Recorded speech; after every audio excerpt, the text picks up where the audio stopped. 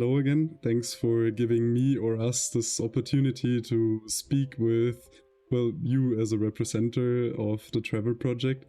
First of all, I wanted to ask for your pronouns, if that's Yeah, so I'm going to use they, them pronouns. they, them. All right, got it. Excuse me if I forget to remember. I do usually have an issue with remembering stuff. All right. First of all, I wanted to ask you maybe a bit about yourself, if you want to tell a bit. What did bring you to the Trevor Project? What exactly is your position or your job at the Trevor Project? And maybe also some personal stuff, if you would feel comfortable sharing what brought you to work there or to end up here with me.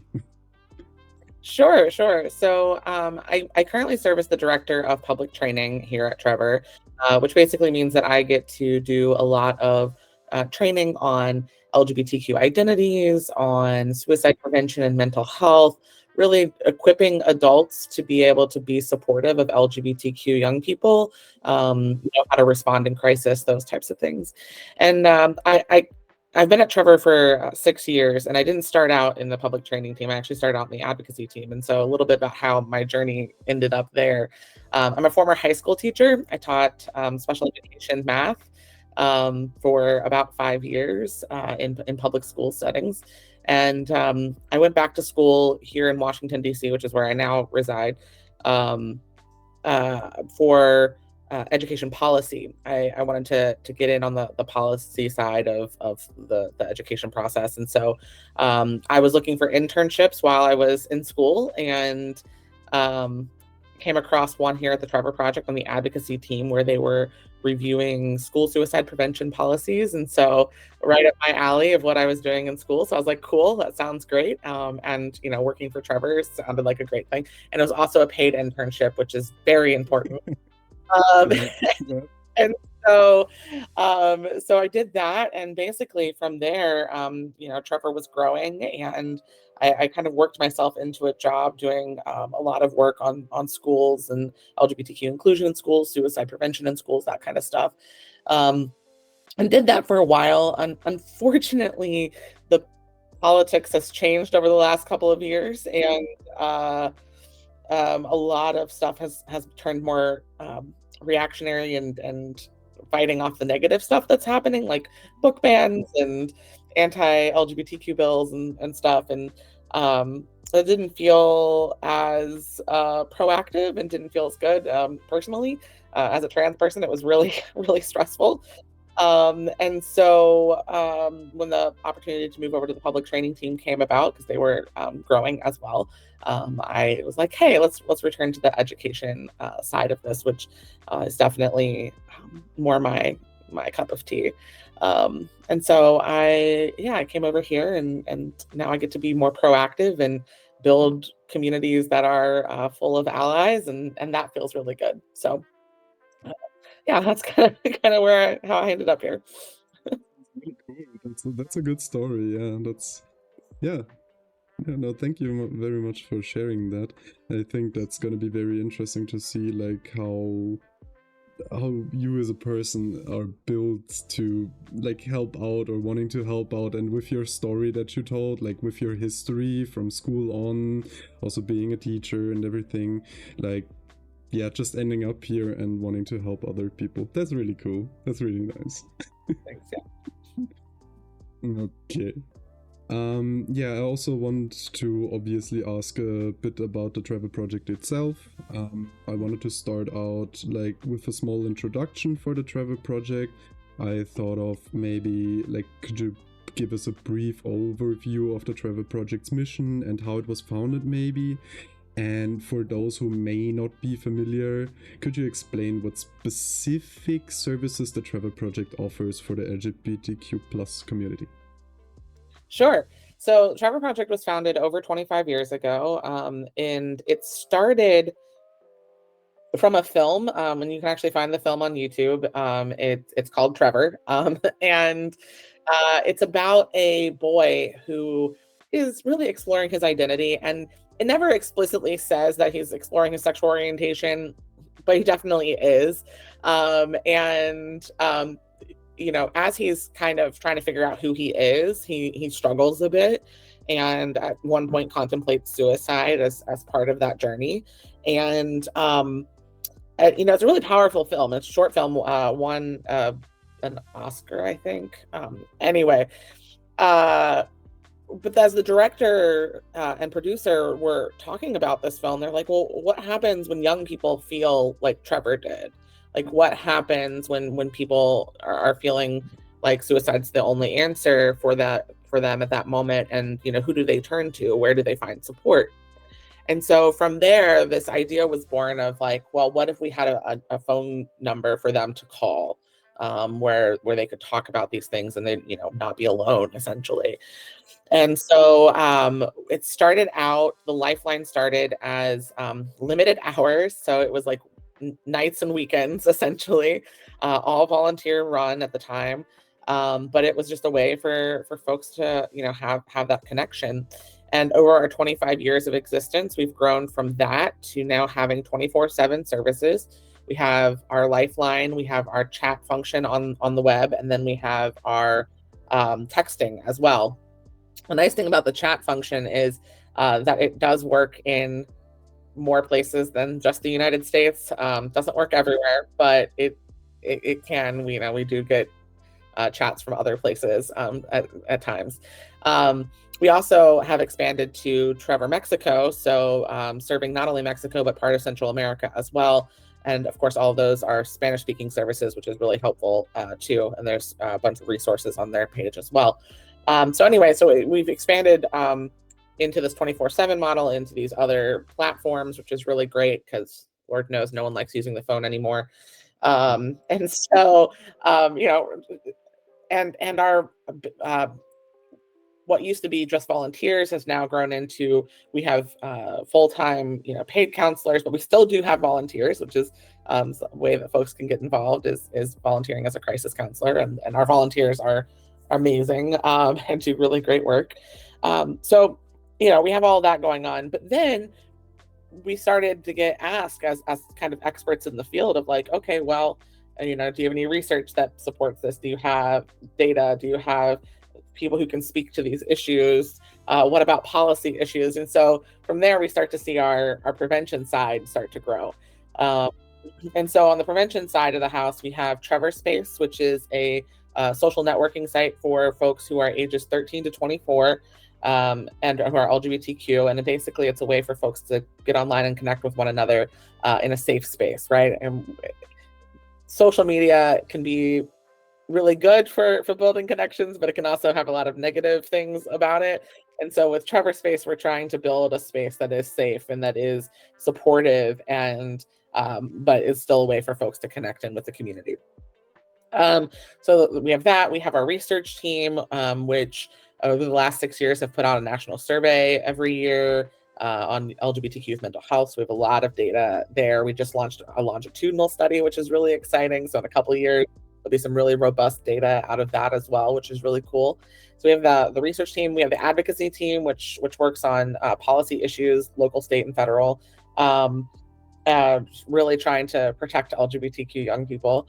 And then we have our education team, which is myself and my colleague Kyle, which, you know, we're all over the country doing public trainings and trying to work at schools, nonprofits, you know, all sorts of places. So really on the prevention side, you know, our goal is to work ourselves out of a job, right? Like we would love to not need to exist anymore. And that's really what the aim is. But all of this is working on, you know, our mission is to end LGBTQ youth suicide.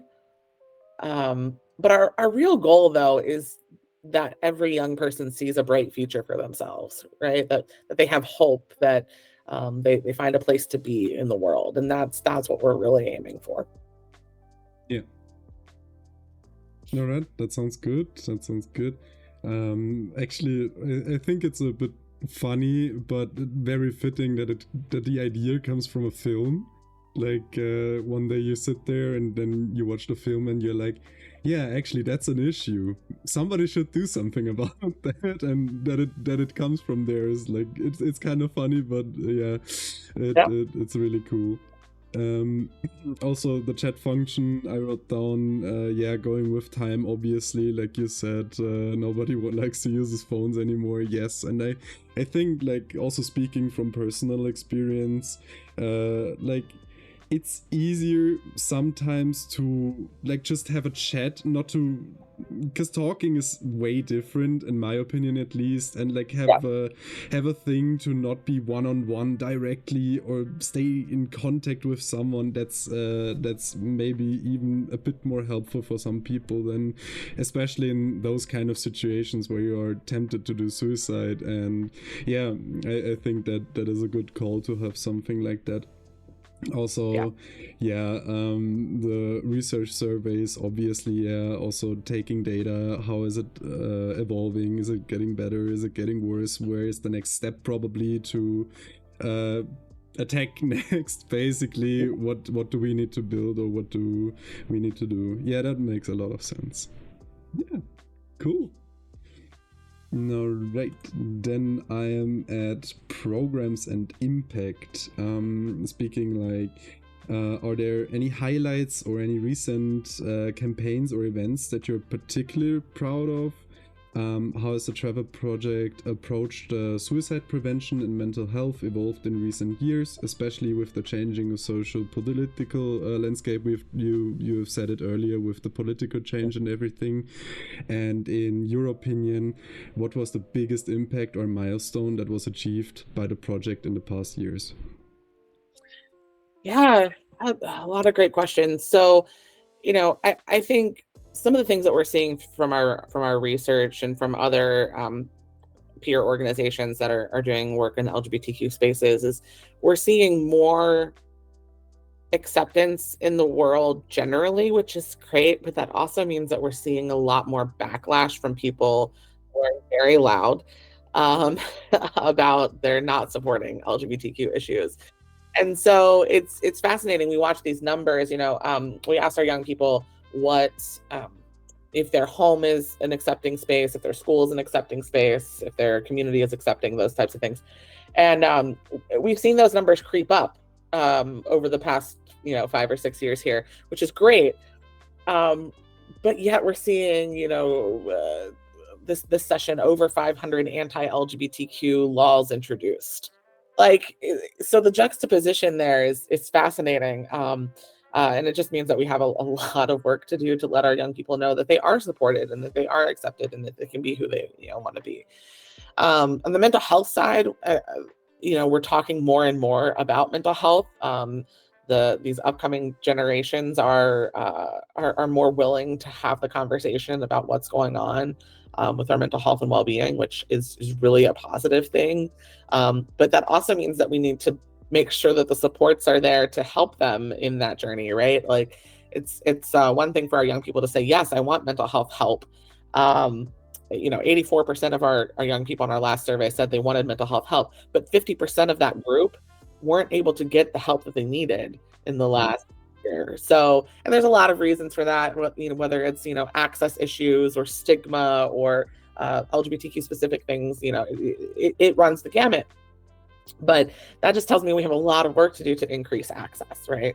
And so those are things that, we've learned. I think one of the biggest things that we've done over the last several years,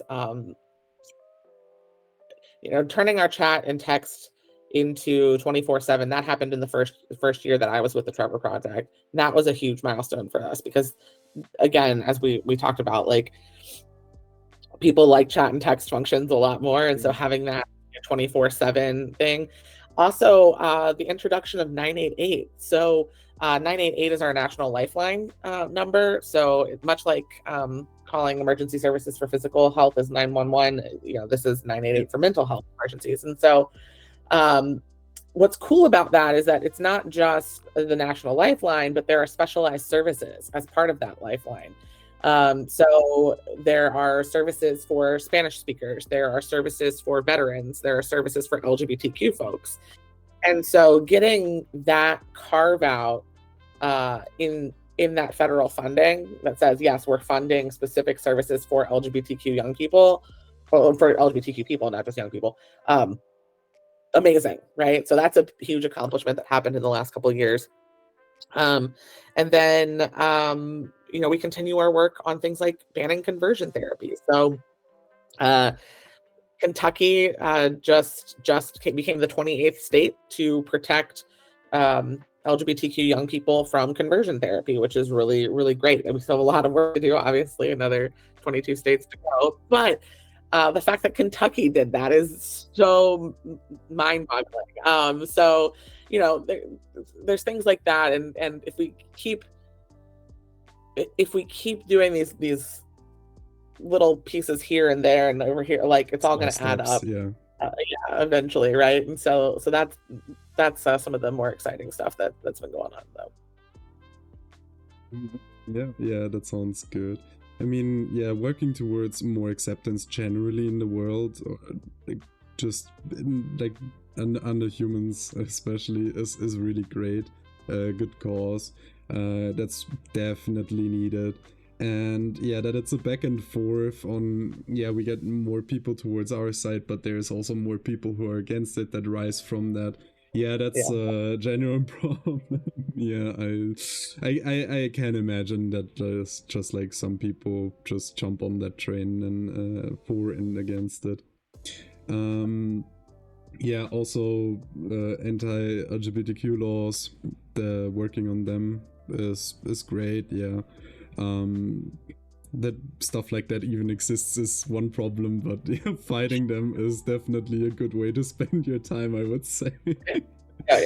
And yeah, helping obviously with speaking openly about mental health is good, because I feel like some people, or like most of them probably, just have a fear of speaking out loud, or shy, or held back by anything. Not really wanting to speak about like personal stuff, or like maybe even not themselves knowing how to feel about it, and then how would they talk to someone else about it. So that's also great with the support on that side. Yeah, also the 24/7, I assume it's probably also a good thing for worldwide support. You said earlier that it's not only America, that it supports a bigger range of countries and everything, and I think especially with that, that's very useful to have a 24/7. And obviously the lifeline, which is not only used for LGBTQ, but like almost everybody can call and get a specialist. That's also very, very helpful. Yeah, that's really cool. I'm already enjoying this.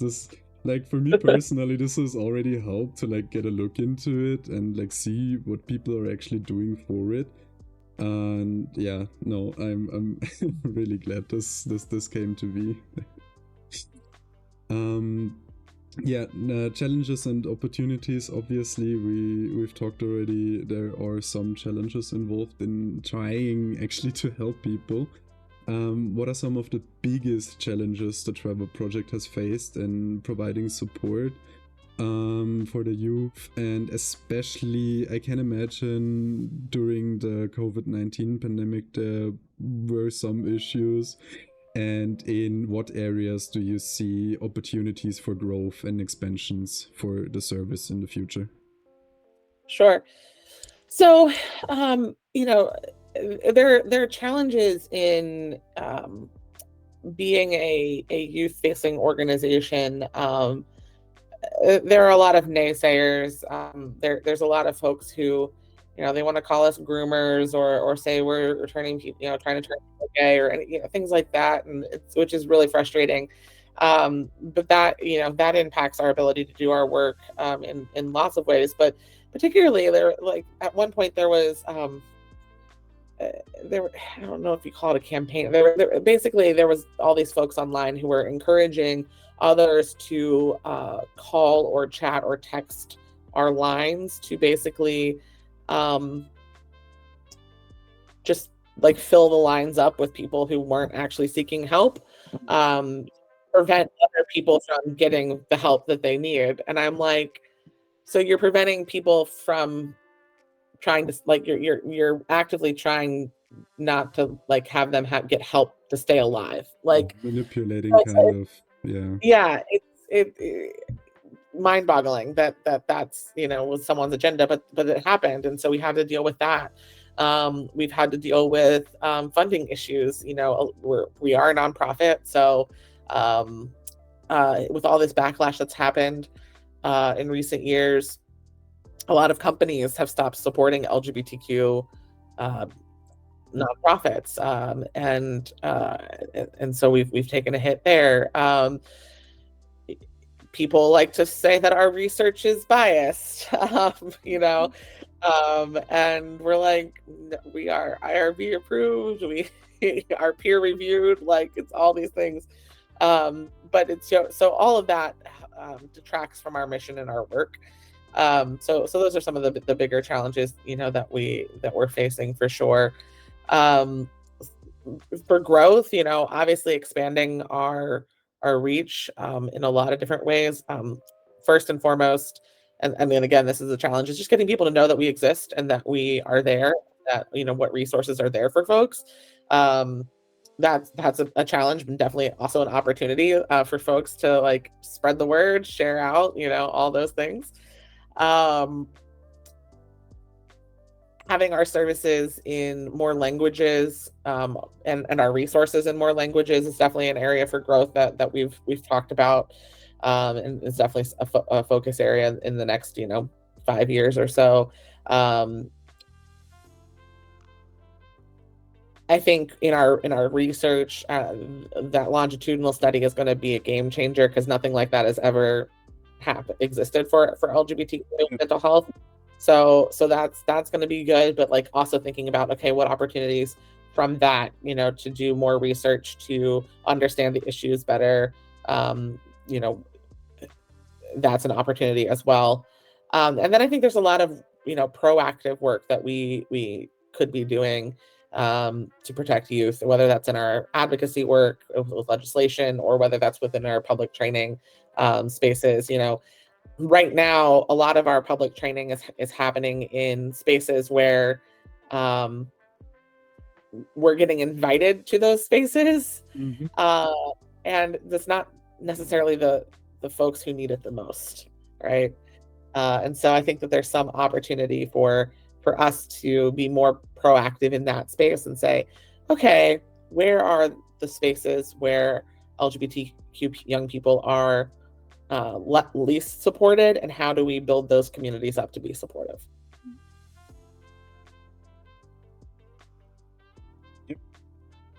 Yeah, that definitely does sound like good plans for the future, important plans. Like you said earlier, you already have, like, the American, Spanish, but going more, I think, I guess for you specifically would probably be French, for more towards the Canadian route, and then going overseas towards the European part. So yeah, I think that's a really good yeah, thing to have on your agenda for the next years. Yeah, it really, I don't want to say it made me mad, but because I already noticed stuff, and that stuff like this happens, but, like, just always hearing it, that there's actually people working against this, or, like, starting to troll online and just flooding help hotlines with bullshit, basically. Sorry. Yeah. And manipulating just the work that not only your organization, but, like, general organizations to actually help, is just, yeah, like you said, it's mind-boggling. It's just, yeah, you can't imagine that somebody would actually do something like this, or get the idea to do this. But yeah, it happens. Yeah, Sadly. exactly. But yeah, I hope, like, we all, not just you, but the people who help or to support the project from the outside, the volunteers and people who donate to charity for your cause, can help with actually making that better, spreading the word, getting it out to people. And yeah, I really hope also that's a goal for the next years, not from your side, but from the side from the people, to actually help out with that, since sadly this is an upcoming topic, or not upcoming, already existing, but it's getting more and more. Yeah, it's not gonna get less probably in the next years. For sure. You also talked about partnerships. Some companies don't support anymore, don't want to support. That's actually fitting because that would have been my next topic, collaborations and partnerships. Have there been any recent collaborations or partnerships with any organizations or companies that have helped actually, not just said, no, I don't want to support? And where do donations go specifically? I assume like the build up for paying the non-voluntary people or giving the voluntary people some stuff, but yeah.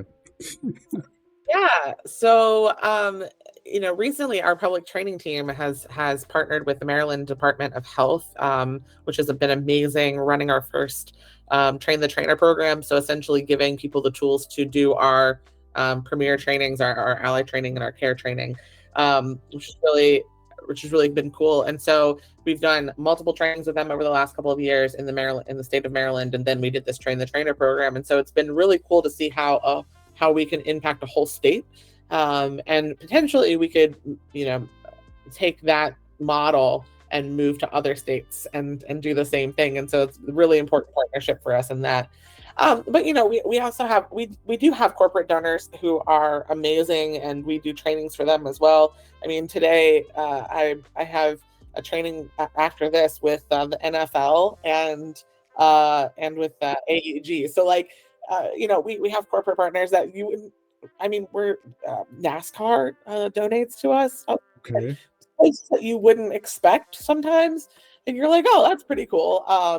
But yeah, like the NFL started with us after Carl Nassib came out, and he made a donation, and then the NFL matched that donation, and but they've maintained, and I think that's really important for organizations like that, which is not a typical demographic, supporting LGBTQ spaces. So for organizations like that, to companies like that to sponsor us is really big deal. And the fact that they're then doing trainings to help their own culture is also really spectacular.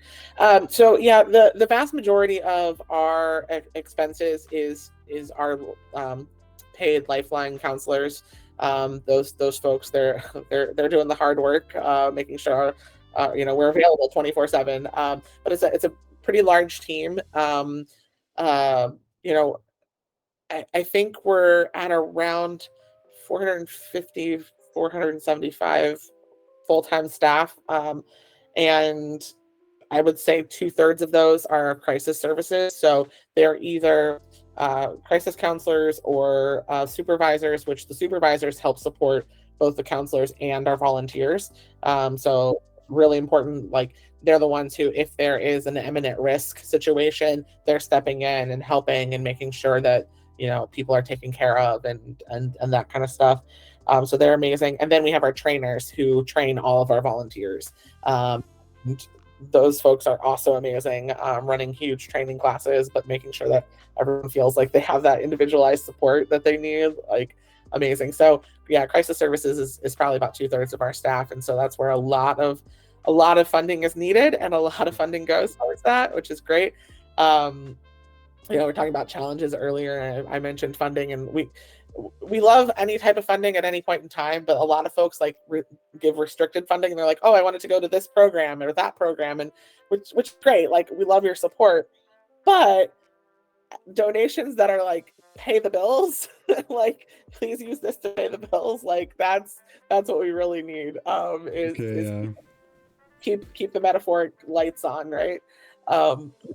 So yeah, we do love corporations who are just like, here you go. We're like, thanks. Yeah, I mean, it's always great to see like support, especially from the companies you mentioned, like the NFL or NASCAR, which you also said you wouldn't think that they would sponsor for those kind of projects, or just like charity in general. And also the in-house training basically for their own is just, that's something really good to hear. I'll just say it's good to hear that there's actually something going on, even if it's in the background, but there is stuff happening, and that's good to know, at least. Yeah, for sure.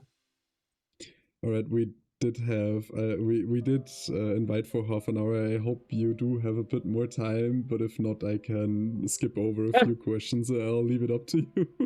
I have a little bit more time, yeah. All right, perfect. Yeah, we talked about community and volunteer involvement. I think we can maybe go over that a bit quicker. How can individuals help, or organizations get involved with the Trevor Project? Are there specific ways people can contribute beyond financial donations? And how do you ensure that your volunteers and staff are equipped to handle the sensitive nature of the work they do? I mean, I think it's gonna be an easy one for you.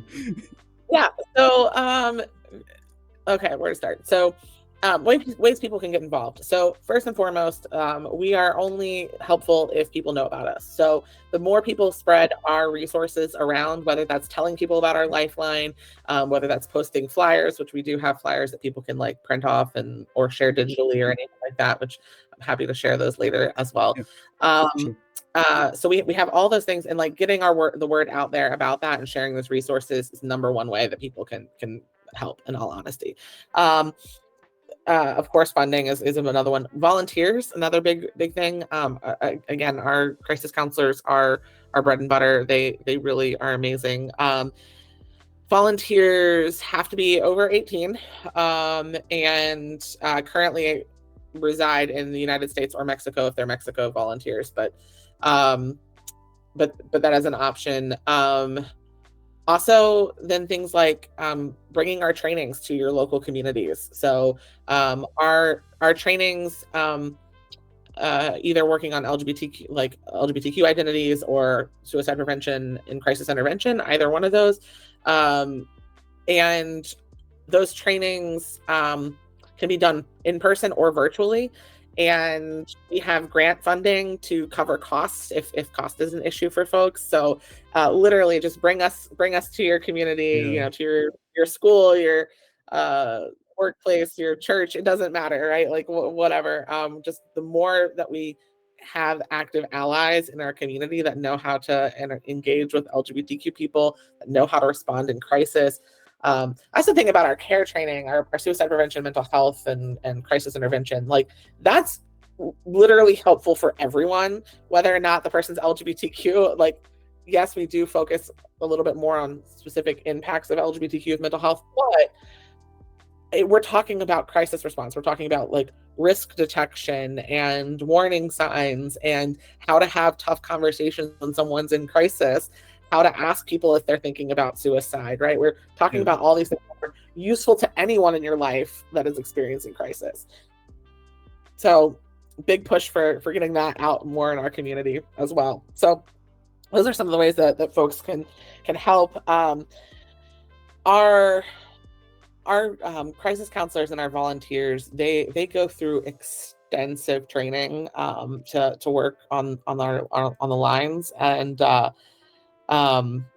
think it's like 40 hours of training, and then they have shifts where the supervisor is monitoring and giving feedback and things like that.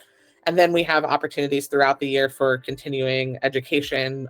So we talk, different modules for learning about different issues or different things that come up throughout the year, that kind of thing. So it's really great. And for the folks who volunteer, I think you learn so much, not only about how to engage in crisis services like that, but also there are useful skills that we use in day-to-day life that are strengthened by that.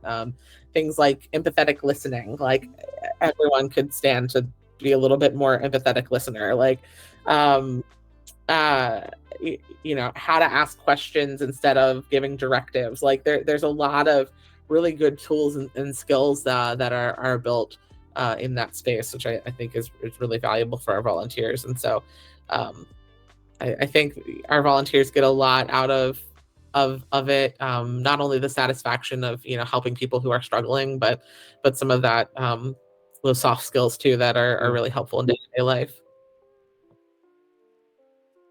Yeah, like you said, like towards the end, I think it's if somebody wants to get the training, it's not only useful for that specific use case, but like just how do I talk to people in general? How do I, especially with people that are challenged, like that are not feeling well.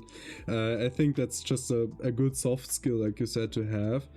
And yeah, I mean, obviously they get the training to work on the lines or just in counseling and everything. That obviously makes sense. You can just let them loose.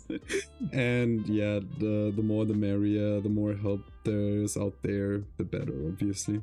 So yeah, that all makes sense. That checks out. Yeah, speaking of helping people, supporting people, mental health and support, can you maybe share any insights into specific mental health challenges that LGBTQ plus youth faces, and how the Trevor Project addresses those needs? Yeah, so some of the more common like crisis concerns that we hear about, uh things like not fitting into societal gender norms, and it's not about their identity, it's the reaction that they get from society, showing up in a way that is not expected, and some of the backlash that comes with that. We see things like discrimination, harassment, victimization, which, when you're seeing that frequently in your life, that's not good for your mental health and well-being. And then things like rejection, getting kicked out of the house. LGBTQ young people are one of the highest demographics of young people who experience homelessness. And so, you know, not only are you losing your housing in that space, but also familial support and that kind of thing. And so that's really impactful. And then there's just a lot of negativity out in the world right now. The political rhetoric is nine. Um, there's just so many people trying to tell our young people that they don't deserve to be themselves, and that takes a toll on their mental health and well-being as well. And so, those are some of the things that we hear about on the lines that people are struggling with. And the thing I point out about all of those things is like it's other people that are causing those things in these young people's lives. Yeah. And so it's really easy to stop, because it's like, just support them and and accept them for who they are, and let people be themselves, and if we could do that, that would lighten this load so much for our young people. That makes sense. Yeah, like I can imagine that often with parents that they don't understand, or that maybe don't want to have it real, or just focused on that old-ish kind of world picture that they have. And yeah, I can imagine that that's also a great deal that goes into like having problems, especially at a young age, where you yourself maybe are not that reliant on yourself yet. You're not old enough or too big enough or too experienced enough to, how do I actually go with my own self, with my own life? So yeah, that I can see that is one of the greater challenges. Obviously, with that comes not fitting in society in general. Like I said, that picture in the world that is out there, not fitting into the norm, basically. And yeah, discrimination, harassment, that comes with that. Yeah, I can see that is one of the bigger, or the biggest challenge that they have to face. Speaking of that, what advice would you give for the youth and also for the supporters, other besides than yeah, obviously spread the word, get it out, spread love, not only the word, but just Yeah, yeah. be a nice human being.